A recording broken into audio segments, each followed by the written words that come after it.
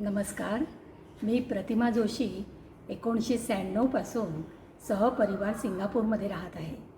आज माझा सुधापुष्प हा कविता संग्रह आपल्यासमोर ठेवताना मला फार आनंद होत आहे. सिंगापूरमध्ये 2005 पासून सुरू असलेला व दर महिन्यात होणारा शब्दगंध हा स्वरचित कार्यक्रम, त्याची मी 2008 पासून नियमित सभासद आहे. ह्या माझ्या पुस्तकात या कार्यक्रमात दिलेल्या विषयांवरील कवितांचा समावेश आहे. माझ्या कविता सोप्या भाषेत असून सर्वांना आवडतील अशी अपेक्षा करते. हे पुस्तक तयार होईपर्यंत मला वेळोवेळी माझ्या सहकाऱ्यांची मदत झाली आहे. शब्दगंधमधील चित्रकार श्रीरंग केळकर यांनी स्वतः चितारलेले व शब्दगंधमध्ये चित्रकवितासाठी वापरलेले चित्र पुस्तकाच्या मुखपृष्ठासाठी द्यावे, त्यांची मी अत्यंत ऋणी आहे. तसेच त्यांनी स्वतः व माझे इतर शब्दगंधी सहकारी अरुण मनोहर, नंदकुमार देशपांडे, माधव भावे, मोहना कारखानीस, नंदिनी नागपूरकर, मेघना असेरकर ह्यांनी माझ्या पुस्तकाला विनाविलंब प्रस्तावना दिली आहे व माझ्या कवितेचे वाचन केले आहे. श्रीरंग केळकर व यशवंत काकड यांनी त्यांच्या संग्रही असलेले शब्दगंधचे फोटो देऊन पुस्तकाची शोभा वाढविली आहे. माधवी कासळीकर व सुवर्णा कुलकर्णीने माझ्यावरील प्रेमापोटी माझ्या कवितेचे वाचन केले आहे. सुवर्णाने तर तिच्या मुली तनया व तन्मयी यांच्याकडून माझ्या बालकवितांचे वाचन करून घेतले आहे. राजश्री लेलेने तिच्या संग्रही असलेली सिंगापूरची व्हिडिओ क्लिप दिली आहे. पुस्तक तयार होईपर्यंत अजित मुंगरे, श्यामल भाटे, पूजा पेठे ह्यांची मला खूप मदत झाली आहे. प्रत्यक्ष व अप्रत्यक्ष ज्यांची ज्यांची मदत झाली आहे त्या सर्वांची मी आजन्म ऋणी राहीन. धन्यवाद. नमस्कार. मी आज आपल्यासमोर माझी मैत्रीण प्रतिमा जोशी हिची एक कविता सादर करते आहे. प्रतिमाच्या कवितेबद्दल सांगायचं तर तिच्या कविता नेहमी या साध्या सोप्या भाषेतल्या असतात, खुसखुशीत असतात, विनोदी असतात आणि आनंदी असतात. तर तिच्या कवितेमध्ये तिचे काही कॅरेक्टर्स आहेत जे तिला फार आवडतात. बरं, त्यातलं तिचं लाडकं कॅरेक्टर म्हणजे बंड्या. तर मी आज त्या बंड्याचीच एक कविता वाचते आहे. कवितेचं शीर्षक आहे बंड्याची उत्सुकता. बापू काका चालत होते भरभर आपटत काठी, दिसत होती लांब सावली त्यांच्या पाठीपाठी. बंड्याला कळेना आज बापू काकांना काय अशी घाई, नेहमी अशी चाल की पायाखालची मुंगी मरणार नाही. थोडे थांबून त्याने जरा बारकाईने पाहिले की आज बापू काकांना भूताने तर नाही झपाटले. असूनही समोर बंड्या त्यांनी लक्ष नाही द्यावे, एवढ्या घाईचे काकांच्या काय कारण असावे. आजूबाजूला पाहिले काकी सोबत कुठे दिसेना, पाठीपुठे पाहिले आक्षेपार्ह काहीही आढळेना. तरीही बंड्याला सावलीचा पिच्छा काही सोडवेना. जाऊ दे म्हणून मन स्वस्थ बसू देईना. क्षणात बापू काका डावीकडे कोपऱ्याला वळले आणि बंड्याच्या उत्सुकतेने त्याला नाही सोडले. पटापट जाऊन तो सावली सोबत चालू लागला, तरीही बापू काकाचा त्याच्याकडे लक्ष नाही गेला. भरभर चालत जाऊन ते एका घरात शिरले व त्यांच्या पाठोपाठ घराचे दार बंद झाले. आता मात्र उत्सुकता बंड्याला स्वस्थ बसू देईना. बापू काकांना रंगे हात पकडल्याचा आनंद पोटात मावेना. लगोलग धावत जाऊन तो काकीला भेटला. जे काही बघितले ते मिरची मसाला लावून बोलला. कारण 4 दिवसापूर्वी बापू काकांनी त्याला होते झापले. तो अन मीना गळ्यात गळा घालून होते रंगात आले. अचानक बापू काका कुठून मध्येच येऊन टपकले. आईला जाऊन सांगेन म्हणून दम देऊन म्हणाले. बंड्या तेव्हापासून मीनाला नव्हता भेटू शकला. बापू काकाच्या दमाचा त्याने धसका होता घेतला. पण पुन्हा तिला भेटायला त्याचा जीव आसुसला. सुंठी वाचून खोकला गेल्याचा आनंद त्याला झाला. वाटले आता आयतीच संधी साधून येणार आणि बापू काकाची आपोआप बोलती बंद होणार. पण काकी शांतपणे म्हणाली, ठाऊक आहे मला, शिकवणी द्यायला जायला त्यांना उशीर होता झाला. बंड्याला बापू काकाची किती काळजी असे काकीला वाटले, पण खरे गुपित काय हे नव्हते तिला कळले. सावलीचा पाठलाग करून काही उपयोग नव्हता झाला. फुग्यामधून हवा निघून जावी असा बंड्याचा आनंद मावळला. धन्यवाद प्रतिमा, तुझ्या पुस्तकासाठी तुला अनेक अनेक शुभेच्छा. नमस्कार. प्रतिमा जोशी या आमच्या शब्दगंधामध्ये कविता वाचतात. त्याची एक वेगळी स्टाईल असते, खुसखुशीत असतात आणि मस्त वाटतं सगळ्यांना ते ऐकायला, कारण त्याच्यामध्ये एक प्रकारची अशी आगगाडीसारखा त्याला जो फ्लो असतो. तर त्यांची एक कविता त्यांनी आम्हाला वाचली होती मागच्या वेळेला, हव्यास नावाची, ती मी वाचतोय. झाले वय 80 तरी बापू काकांना होता एकच हव्यास, स्वतःला समजून जवान असे ललनांचा ध्यास. डोक्यावर नेहमी वीग दाबून बसवायला बघत, वापरून झाला लूज वाटे जाई वाऱ्यावर उडत. मुलगा सांगे, बाबा आता करा तुम्ही आराम, आता मला करू द्या, तुम्ही खूप केलेत काम. ते म्हणत, आहेत माझे पाय अजून चांगले चालायला, एवढ्यात मला नको सांगू, कृपया घरी बसायला. मुलगा काळजीने म्हणे, लांब नका जाऊ, दमलात तर करा फोन, कधी न्यायला येऊ. कधी तरी न ऐकून ते जात रस्त्यावर फिरायला.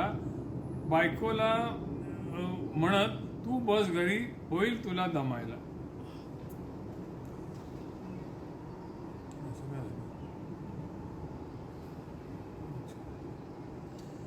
एरवी बरे एकटे तुरुतुरु चालत काठी टेकत, पण तरुण मुलगी दिसली की त्यांचे पाय लटपटत. सिग्नलला कमी दिसल्याचे छान नाटक करत, लागला का हिरवा सिग्नल म्हणून सारखे विचारत.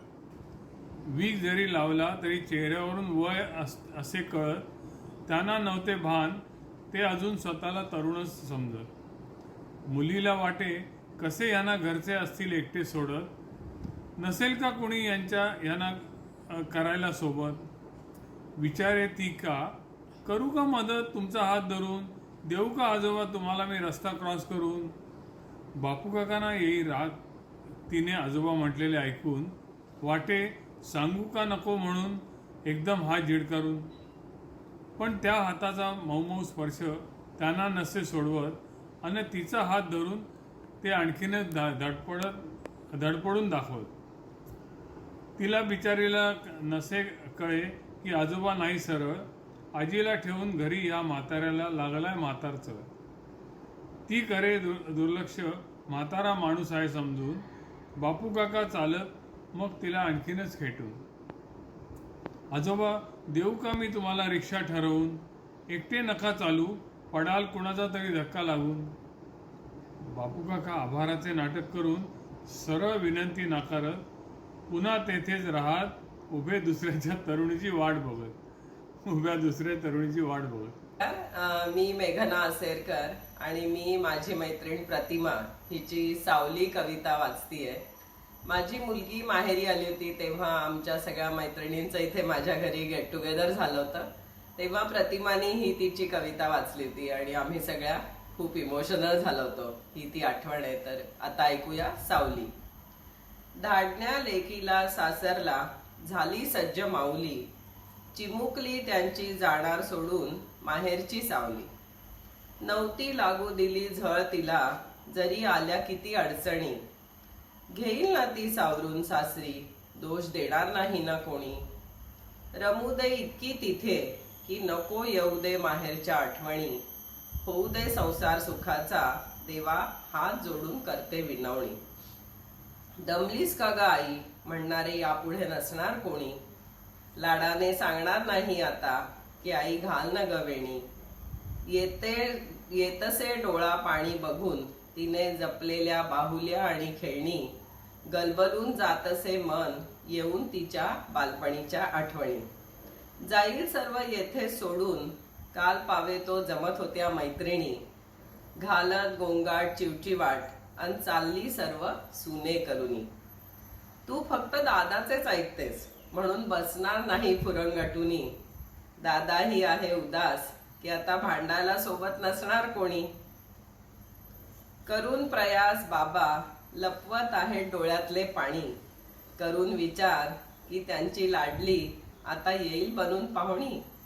नाही विसरता येत एक एक तिच्या बालपणीच्या आठवणी, वाटते अजूनही रुंजत आहेत बोबडे बोल तिचे कानी. आठवले तिला शिकवले चालणे छोटीशी बोटे धरुनी, कळलेच नाही येईल हा दिवस किती वर्ष गेली झरझर निघुनी. प्रेमळ वहिनी आता लग्न होत असलेल्या बावरलेल्या नंडेला म्हणतीय, नको होऊस ग बावरी, पूस आधी ते डोळ्यातले पाणी. कर संसार सुखाने, नको समजू नाही उरले तुझे इथे कोणी. ये हक्काने उपभोगण्या माहेर, आहोत आम्ही तुझेच दादा वहिनी. पण बन सासरची सावली आणि तरी कळव जर असतील काही अडचणी. धन्यवाद. नमस्कार. प्रतिमाच्या कविता या अतिशय सोप्या भाषेत छान शब्द वापरून भावनापूर्ण आणि गमतीदार असतात. त्याच्यामुळे सगळ्यांना त्या ऐकायला खूप आवडतात. आज मी तिची आवड म्हणून एक कविता आहे ती तुम्हाला वाचून दाखवते. बरं का मला बाई गायची भलतीच आहे आवड. बरं का मला बाई गायची भलतीच आहे आवड. पण समजत नाही शिकायला मिळेल का सवड. पण समजत नाही शिकायला मिळेल का सवड. अगं जर असेल आवड तर नक्कीच काढशील सवड. अगं जर असेल आवड तर नक्कीच काढशील सवड. जमेल तुला आरामात त्यात काही नाही अवघड. जमेल तुला आरामात त्यात नाही काही अवघड. गेली होतीस का कुठे तू गुरुच्या चौकशीला. गेली होतीस का कुठे तू गुरुच्या चौकशीला. दाखवलीस का आवड तुझी गाणे शिकायला. दाखवलीस का आवड तुझी गाणे शिकायला. नाही ग आवाज नाही माझा गाण्यासाठी चांगला. नाही ग आवाज नाही माझा गाण्यासाठी चांगला. गायला सुरू केले की प्रेक्षक नको उठून जायला. गायला सुरू केले की प्रेक्षक नको उठून जायला. म्हणून धास्तावते मन क्लासमध्ये नाव घालायला. म्हणून धास्तावते मन क्लासमध्ये नाव घालायला. जमणार नाही मला हे सांगायला गुरुला नको जड जायला. जमणार नाही मला हे सांगायला गुरुला नको जड जायला. सगळे तुझ्या मनीचे विचार कसे कळणार कोणाला. सगळे तुझ्या मनीचे विचार कसे कळणार कोणाला. काय हरकत आहे तुला नुसता प्रयत्न करून बघायला. काय हरकत आहे तुला नुसता प्रयत्न करून बघायला. नकोच आता मी म्हणायचे म्हणून टेन्शन नको यायला. नकोच आता मी म्हणायचे म्हणून टेन्शन नको यायला. प्रेक्षक म्हणून बसून छान आनंद मिळणार नाही घ्यायला. प्रेक्षक म्हणून बसून छान आनंद मिळणार नाही घ्यायला. हो पण आवड आहे गाण्याची म्हणून जाते ऐकायला. हो पण आवड आहे गाण्याची म्हणून जाते ऐकायला. मला नाही आले तरी मैत्रिणींना प्रोत्साहन द्यायला. मला नाही आले तरी मैत्रिणींना प्रोत्साहन द्यायला. नमस्कार, मी नंदकुमार देशपांडे सिंगापूरहून हे व्हिडिओ रेकॉर्डिंग पाठवत आहे. आमच्या शब्दगंधी स्नेही सौ प्रतिमा जोशी यांचे कवितांचे पुस्तक प्रकाशनाच्या अगदी जवळ येऊन ठेपलेले आहे हे ऐकून आनंद वाटला. प्रतिमाजींच्या कविता आम्हा सर्व शब्दगंधींना आवडतात. त्यांच्या कवितांना हास्य आणि विनोदाची एक विशेष झालर असते. विषय कितीही गंभीर असला तरी वातावरण अगदी हलकं फुलकं त्या करून सोडतात. दरमाही शब्दगंधात त्यांनी टाळ्या तर घेतल्या आहेतच, पण सर्वांना हसवून सोडलेलेही आहे.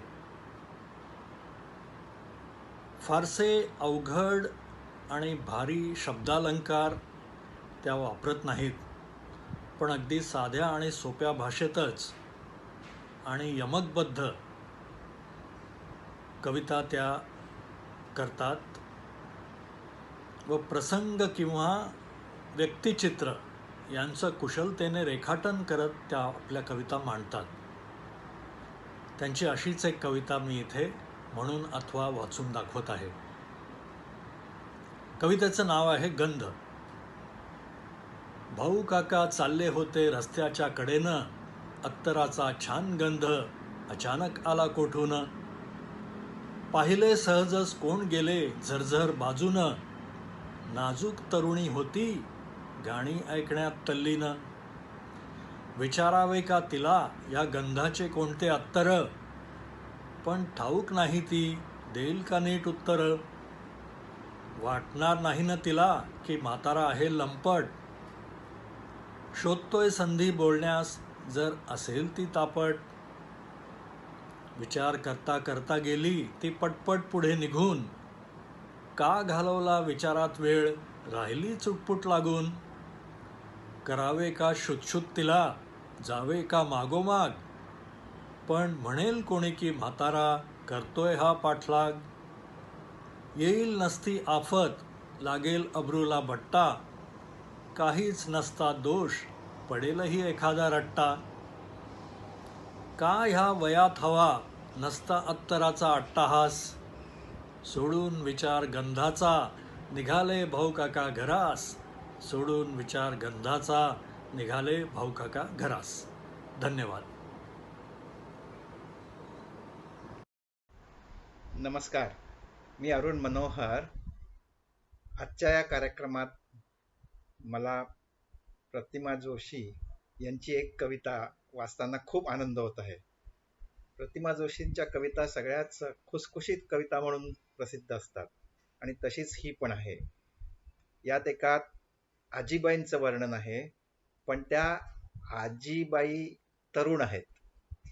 आता त्यामुळे काय काय गमती होऊ शकतील हे तुम्ही आता त्या कवितेचंच ऐका. तरुण आजीबाई. वय वर्षे 80च्या होत्या एक आजीबाई. वय वर्षे 80च्या होत्या एक आजीबाई, त्यांना तरुण दिसण्याची असे सदा घाई. अंगाला वेगवेगळे क्रीम्स चोपडायच्या, केसाला काळ्या कल्पाचे लेप चढवायच्या, वेगळे फॅशनेबल कपडे घालायच्या आणि कानात नेहमीच लोंबते डूल अडकवायच्या. अय्या इश्य वापरत जसे जेवणात लोणच्या परी, आणि घेतलीच समजा जेव्हा जाई दृष्टी उंच सँडलवरी. ते घालून चालताना आजी झुलताना दिसत. पाठीवर 2 वेण्या नागिनीसारख्या डुलत. एकदा मैत्रिणीला म्हणाल्या, व्यायामशाळेत जाते, वजन कमी करून बॉडी मस्त टोन करते. म्हणे जरुरी नाही मला अजिबात इन्स्ट्रक्टरची, चांगली जाण आहे हो मला व्यायामाच्या मशीन्सची. बटाट्याचे वेफर्स आणि कोकचा कॅन हाताशीच ठेवत, आलेला घाम टिपण्या मोठा टॉवेल आणत, म्हणे ही व्यायामशाळा अजिबात नाही चांगली, लवकरात लवकर पाहिजे मला ती बदलली. आजीच्या व्यायामावर इन्स्ट्रक्टर ठेवून होता नजर. कोक पीत वेफर्स खात डुलत असायच्या त्या ट्रेडमिलवर. म्हणाला, आजी व्यायामशाळा का आवडली नाही तुम्हाला? कळले तर सुधारण्याची संधी मिळेल आम्हाला. त्यांना आजी म्हटलेले ऐकून आजींचा आटा सटकला, पण राग आवरून उत्तर दिले त्यांनी त्याला. म्हणे दिसत नाही मी नेहमी असते ट्रेडमिलवर चालत, दिसत नाही मी नेहमी असते ट्रेडमिलवर चालत, 4 महिने झाले रीडिंग जराही वजन हटल्याचे नाही दाखवत. तो बोलला, आजी 2 दिवसात मशीन दुरुस्त करून घेतो, मग बघा. आजी तोपर्यंत तुम्ही सायकलवर व्यायाम करा. दुसऱ्या दिवशी आजी सायकलिंग करायला आल्या. दुसऱ्या दिवशी आजी सायकलिंग करायला आल्या आणि ताकद लावून त्या चांगल्याच दमल्या. जोर लावल्याशिवाय सायकल सुरूच होईना. जोर लावल्याशिवाय सायकल सुरूच होईना आणि मग त्यांना मध्ये मध्ये खायला हातही सोडता येईना. कंटाळून आजींनी वजन कमी करायचा नादच सोडला. म्हणे, आता या वयात पुरेसा आराम हवा जीवाला, या वयात पुरेसा आराम हवा जीवाला. धन्यवाद.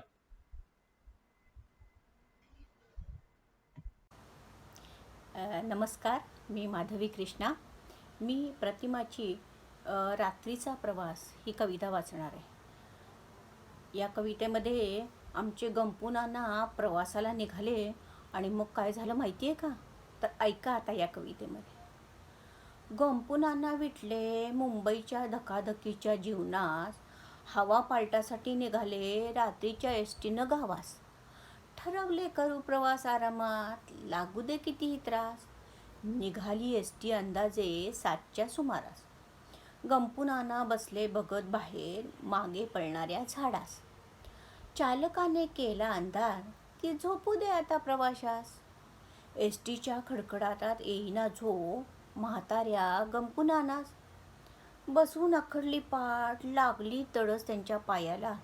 येऊ लागले बाहेर मोकळे जागेत उभे राहण्यास. बाहेर पाय टाकतात नरम नरम काय लागले पायास. आणि किंचितसे आई आई ऐकू आले कानास. घाबरून घेतला पाय मागो आणि काय झालं कळेना त्यास. बापू काका होते पहुडले मधल्या जागेत बिनधास्त. अंधाराने नाही दिसले बिचाऱ्या गंपू नानाच्या डोळ्यास. गोंधळून पाहिले मागे आणि दिसले त्यांच्या डोळ्यास. बसली होती 3-4 तरुण जोडपी बिलगून एकमेकास. मुद्दाम निघाली होती अंधारात उपभोगण्या धुंद सहवास. झाले खजील गंपू नाना, अपराधी वाटले त्यास की तरुण जोडपी नक्कीच वैतागली असणार त्यांच्यावर खास. की करून थकल्यान देवपूजेला लागल्या आहेत या वयास. पण आमचा एकांत बघून का देत आहेत आम्हास त्रास. ऐकून गोंधळ चालकाने लावली लाईट मागे बघण्यास. बापू काका धडपडत होते तिकडे उठून उभे राहण्यास.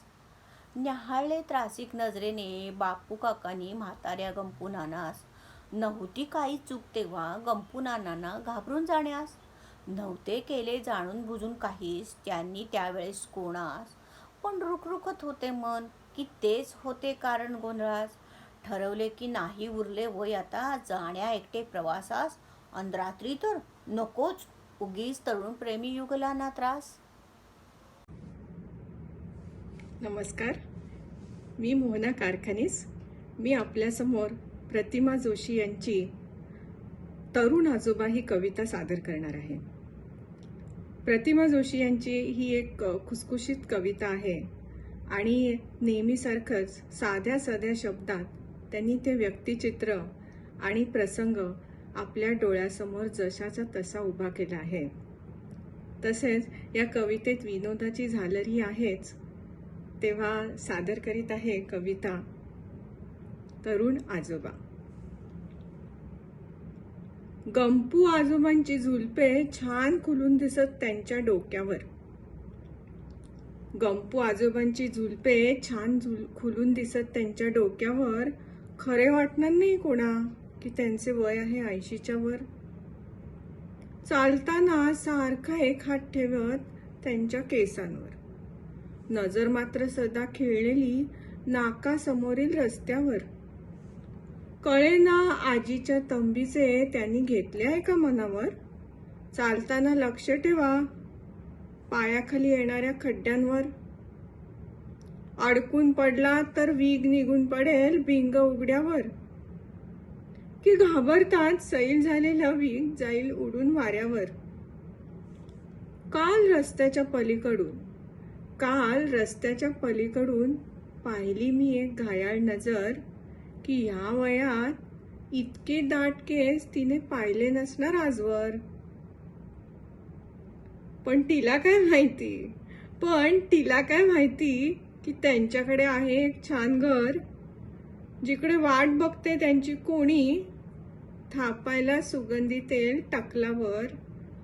तिकडे वाट बघते त्यांची कोणी, थापायला सुगंधी तेल टाकल्यावर. धन्यवाद. तसंच प्रतिमाच्या पुढील पुस्तकाला मी भरपूर शुभेच्छा देते. धन्यवाद. नमस्कार, मी सुवर्णा कुलकर्णी सिंगापूरहून. प्रतिमाच्या कविता इतक्या हलक्या फुलक्या आणि छान असतात ना, त्या वाचताना ऐकताना खूप आनंद होतो. माझ्या दोन्ही मुली तिच्या कविता आता सादर करणार आहे. मोठी तन्मयी आणि लहानी तनया दोघींनाही तिच्या कविता इतक्या आवडल्या की त्या दोघींनी कविता तिच्यासाठी वाचल्या. मी वाचते व्हाईट डे. अमावस्येच्या मध्यरात्री सामसूम झाल्यावर उठले. मिट्ट अंधारात घाबरत चिंचेच्या झाडाकडे पाहिले. रस्त्यात 3 पुरुष 1 स्त्री सफेद कपड्यात दिसले. मोकाट भूते समजून भीतीने डोळे घट्ट मिटून घेतले. देवाचा जप करत अंधारातून धडपडत येऊन झोपले. प्रयत्न करूनही मोकाट भूतांना विसरणे मुश्किल झाले. धीरासाठी नवऱ्याला उठव का विचार मनी आला, पण झोपमोड केल्याचा त्याचा त्रासिक चेहरा आठवला. रात्रभर बंद डोळ्यापुढे दिसे मला ती भूतांची फेरी. नवरा मुले घाबरतील म्हणून सांगायला झाली चोरी. सकाळी कळले कॉलेजचा काल व्हाईट डे होता. शेजारच्या मिनीला यायला खूप उशीर झाला होता. म्हणून कॉलेजचे 3 मित्र तिला घरी सोडायला आले. त्या सर्वांना मोकाट भूते समजून मी मात्र घाबरले. ही माझी गंमत घरात कोणालाच नाही सांगितली. मला हसण्याची घरातल्यांची आयती संधी हुकली. मग आठवले भूतबीत सर्व आहे आपल्या मनाचा खेळ. मग ठरवले भूतबीत सर्व आहे आपल्या मनाचा खेळ.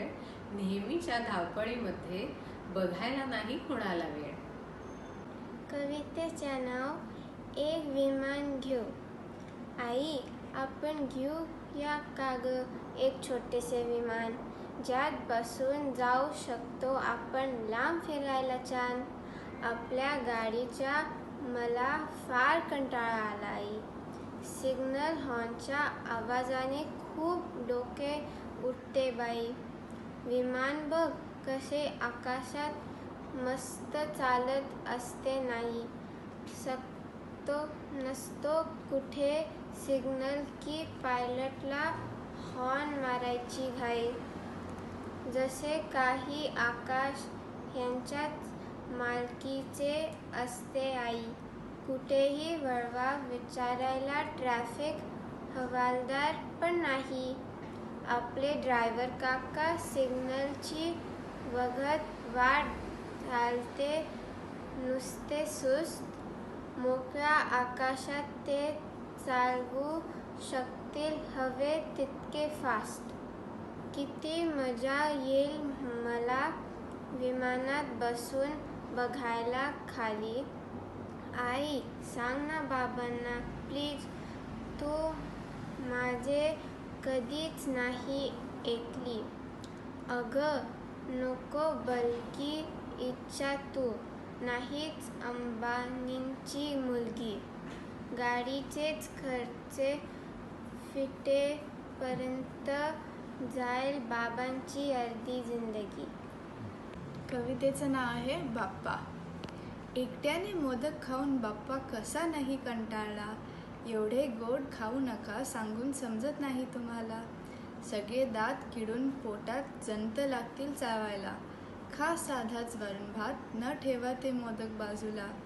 वरणावर नका सांगू आणखी तुपाची धार सोडायला. साजूक तुपाचे पेढे खाऊन पोट आले नुसते फुटायला. जेवून बघा मिरचीसोबत वाटले चटपटीत तोंडाला. कांदा भाकरीच्या जेवणाची छान चव कळेल तुम्हाला. व्यायाम करून पोट करा कमी, जा जरा धावायला. पाठीवर बसून उंदीर मामाची कंबर आले मोडायला.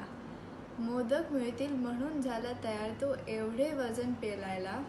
दिग्भर समोर असूनही देता का त्याला एकतरी खायला. अधाशीपणा करून कमी, द्या ते मोदक वाटायला. नुसते बघून नाही कळत कसे आहेत चवीला. वर्षभर गावी आराम करून जपा जरा तब्येतीला. पुढील वर्ष हवे तुम्ही एकदम तंदुरुस्त आम्हाला. नमस्कार, माझं नाव आहे यशवंत काकड. प्रतिमा जोशी यांनी मला अगदी घरपोच विनाशुल्क हा त्यांचा काव्यसंग्रह पाठविला, सुधा पुष्प. आणि मला खूप आनंद झाला, कारण की ह्यातल्या सगळ्याच कविता खूप मिश्किल, खूप विनोदी आणि तरीसुद्धा त्याला एक खूप सुंदर आशय लाभलेला आहे. प्रतिमा जोशी यांच्या कवितेला मिश्किलपणा तर आहेच, पण त्या व्यतिरिक्त त्यांच्या कविता वाचताना एक गोष्ट नेहमी आढळते, ती ही की त्यांच्या कवितेत यमकांची त्यांना काही कधी कमी भासत नाही. इतके हलके फुलके शब्द त्यांना कसे काय अगदी यमक त्यांना जुळवता येतो, याचा मला नेहमी एक प्रश्न पडतो. आणि खरंच त्यांची एक छोटीशी शिकवणी घ्यावीशी वाटते. पण मला वाटतं त्यांच्या कवितेचा अभ्यास करूनच मला सुद्धा माझ्या कवितेत असे हलके फुलके सोपे यमकबद्ध शब्द सापडतील. तर आत्ता मी तुम्हाला प्रतिमा जोशी यांची कविता वाचून दाखवतो आहे, छत्री. नेहमीच तिच्याकडे असते छोटीशी छत्री, पावसासाठी नसेलच आहे मला खात्री.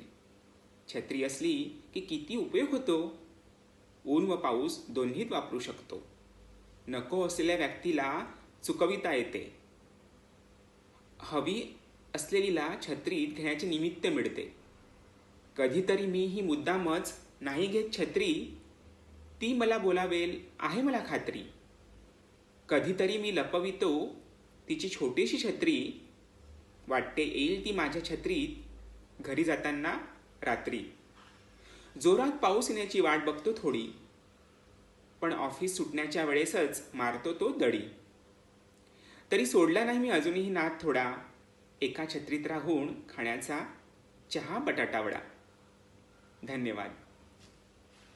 नमस्कार, मी राजश्री लेले. आज मी माझी मैत्रीण प्रतिमा जोशी हिची कविता सादर करते आहे.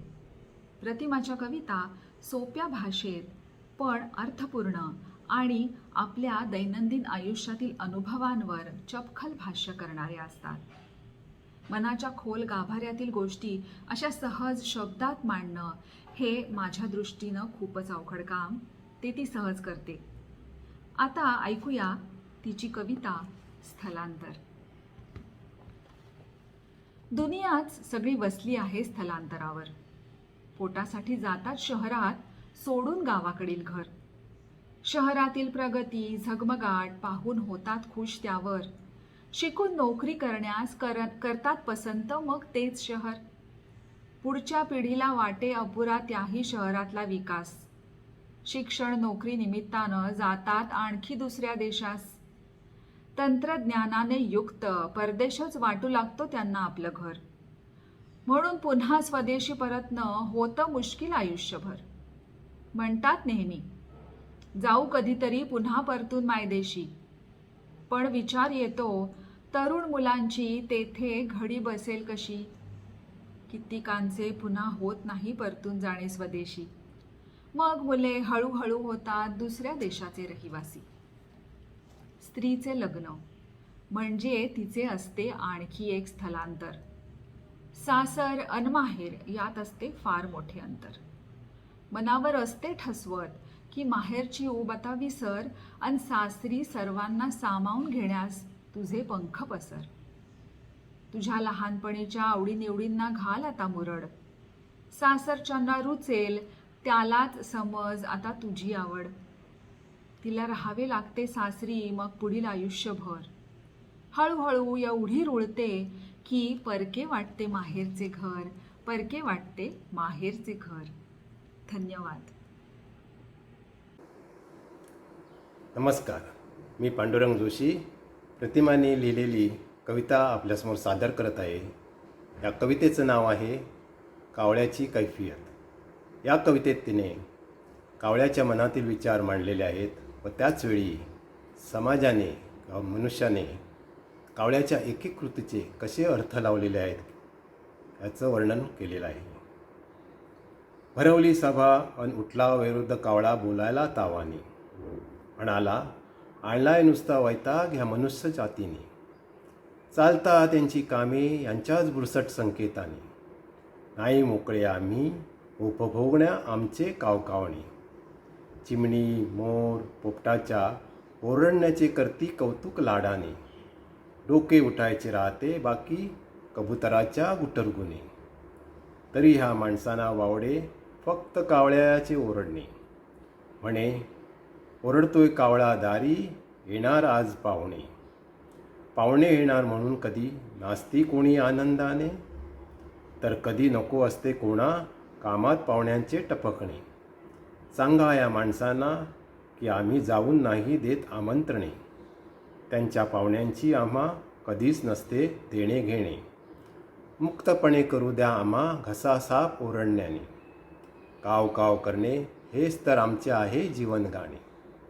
पिंडाच्या वेळीही असेच विचित्र असते त्यांचे वागणे. सफेद गोळ्यास कधी शिवतो बघतात वाट आतुरतेने. अरे इवलेसे पोट आमचे लावले आहे का गोणी. किती खाणार एका वेळीस करा विचार अंदाजाने. आताच येथे खाऊन दुसरा पिंड भरलंय पोट तुडुंबपणे. आणलेत का छान वेगळे की व्हावी इच्छा चाकून बघणे. तेच ते सफेद पिठाचे गोळे व त्यावर काळे दाणे. जाण ठेवून खाऊ आम्ही जेव्हा होऊ व्याकुळ भुकेने. म्हणतो का हा कावळा बघतो त्याकडे तिरक्या डोळ्याने. नुकताच करतोय कावकाव पण उष्टावत चोचीने. आत्म्याची इच्छा पुरी असल्याचे दर्शवे का हे वागणे. कोणी म्हणते करू अपुरी इच्छा पूर्ण जातो तृप्ततेने. अचानक भुकेला कावळा येऊन उष्टावतो पिंड चोचीने. मग कर्तव्य पार पाडल्याचा निश्वास टाकतात आनंदाने. अरे बंद करा तुमचे संकेत आमच्या एक एक वागण्याचा. घेऊ द्या आम्हा उपभोगून आनंद आमच्या आयुष्याचा. धन्यवाद. नमस्कार. आता मी माझ्या भूतावरील कवितेचे वाचन करणार आहे. कवितेचे नाव आहे माझे भूत. भूत असते तरी कसे विचार मनी आला. पण शंका निरसन करण्या विचारू कोणाला. फुशारकी नेहमी मारते भूत कधी नसते. तरी मनाच्या कोपऱ्यात भीती दडली असते. कोणी म्हणे त्याचे उलटे असतात पाय. कोणी म्हणे ते सर्वांनाच दिसत नाही. कोणी म्हणे दिसले तर स्वतःचे केस उपटावे. कोणी म्हणे कमरेचे वस्त्र सोडून डोक्याला बांधावे. आपली ही अवस्था बघून भूत बुचकळ्यात पडते. आल्या पावली तसेच माघारी निघून जाते. पण मला तर जाणण्याची उत्सुकता भारी. कळेना जाणून घेण्या काय करू तरी. म्हणतात अमावास्येला रात्री असते भूताची फेरी. म्हटले एकदा उठून मध्यरात्री बघूया तरी. पण अमावास्ये रात्री खिडकी बाहेर बघण्याचे नाही धैर्य. मग भूताला भेटण्याचे दाखवू कसे शौर्य. घाबरतच उठले अंधारात खिडकीपाशी निघाले. भिंतीवरील आरशात बघून मी मलाच बघून घाबरले. म्हटले अंधारात जर मी माझ्याच प्रतिमेला घाबरते तर उगीच भूताला बघण्याची फुशारकी का मारते. म्हटलं हा खुळा विचार सोडून द्यावा. सुखाचा जीव उगीच दुःखात का टाकावा. स्वतःची फजिती घरात नाही सांगितली. मला मूर्ख म्हणण्याची नवऱ्याची संधी हुकली. धन्यवाद.